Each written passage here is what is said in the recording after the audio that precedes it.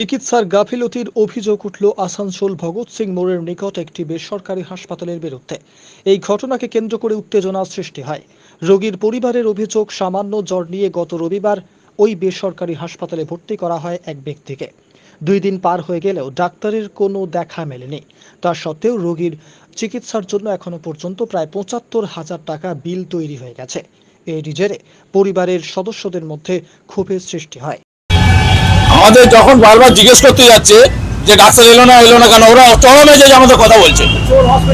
মানে আমরা বলতে গেলে খারাপ, আর তখন বলতে গেলে পুরো জোর জামালা, পুরো মানে হাতাপাই যেমন আছে, মানে আমরা যেন চুরি করছে এখানে এসে।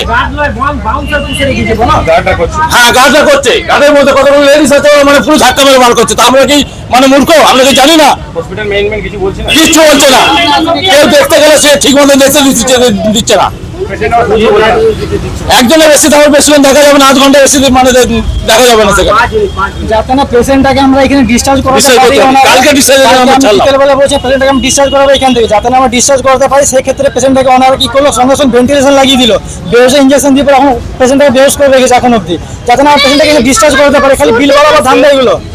আমি যে রোগের জন্য পেশেন্টটাকে নিলাম সেটা তো কোনো ফোটা হলো না, আমার লাখ টাকা বিল পেরিয়ে গেল এখন অব্দি ডাক্তারই আসেনি, ডক্টর অভিরূপ বসাক এখন অব্দি আনপ্রেজেন্ট, এখন অব্দি উনি আসেনি হসপিটালে, এখন পেশেন্টটাকে দেখেনি এখনো। অথচ এখানে ট্রিটমেন্টের নাম করে কোন ডাক্তার কি গোস্বামী দেখছে এখানে, জানি না কি নাম গোস্বামী বললো, কি গোস্বামী নাম ছিল, শুভম, হ্যাঁ কিশোর গোস্বামী ছিল, উনি কি ট্রিটমেন্ট করে জানি না, কাল অব্দি ওনাকে ভেন্টিলেশন বোর্ডে পৌঁছে দিল। এখন পেশেন্টের খালি টাকার লোভে খালি বিল বাড়াবার ধান্দা, এখানে বিল বাড়াবার কিছু না। আমার বাবাকে রবিবার দিনকে 10টা নাগাদ নিউডেস্ট হসপিটালে ভর্তি করে এখানে শুধুমাত্র টাইফয়েড জ্বরের একটু সমস্যা ছিল, কিন্তু আনার মাত্র সঙ্গে সঙ্গে ওনারা টেস্ট করে যাই করে আইসিউর মধ্যে দিয়ে দিয়েছে। এখানে কোনো সমস্যা নেই আইসিউর।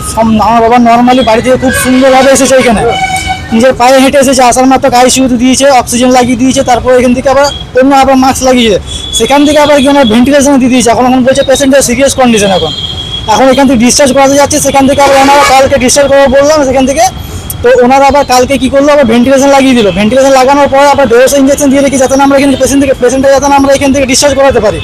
সবাই টাকা লুটা হচ্ছে, খালি ধান লেগে গেল সবাই অফিসে। আর 2 দিনে আমার টাইফয়েড জ্বরের একটা মানুষের একদিনে আমার 2 দিন আমি এসে রবিবার দিন 10টা এনেছি, কালকে সন্ধ্যা অবধি আমার বিল 75,000 টাকা পেরিয়ে গেছে। আমি এখানে যে ডাক্তারের আন্ডারে আমি ট্রিটমেন্টের জন্য আমি দিয়েছিলাম, ডক্টর হচ্ছে বসাক, ও ডক্টর অভিরূপ বসাক, উনি রবিবার আসেনি, সোমবার আসেনি, আজ মঙ্গলবার এখন অব্দি উনি এখানে আনপ্রেজেন্ট, এখন অব্দি নেই। আর অথচ ওনার নামে ট্রিটমেন্ট হচ্ছে হসপিটালে, ওনার নামে উনি ডাক্তারই এখন পর্যন্ত এলো না এখানে। আমার ওই পেশেন্টের কি রোগ সেটা ট্রিটমেন্টই হলো না, আমার লাখ টাকা কাছে বিল চলে গেল এখানে। এটা হসপিটাল, এটা কিরকম ধরনের হসপিটাল এটা? হ্যাঁ, হ্যাঁ থানাতে পুলিশ এসেছে এখানে, ওনারা কথা বলছে এবার এখানে।